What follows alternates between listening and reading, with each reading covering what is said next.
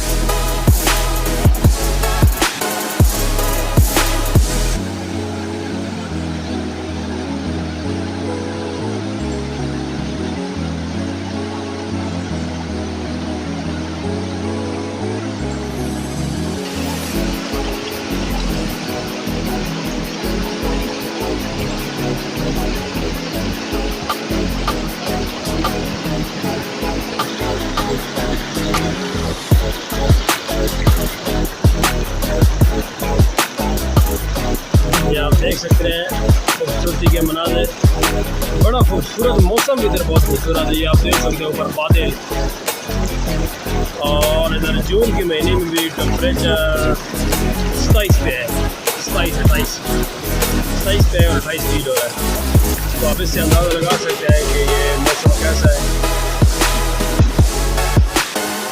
तो अगर आप मानसरा वाली साइड से आते हैं तो मैं आपसे स्ट्रांगली रिकमेंड करूँगा इस जगह ज़रूर आए, ये जगह ना भूलें।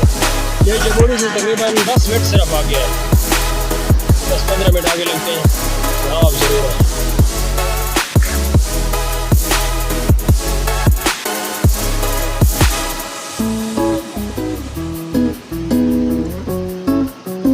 के पास मौजूद है, ये गाँव है।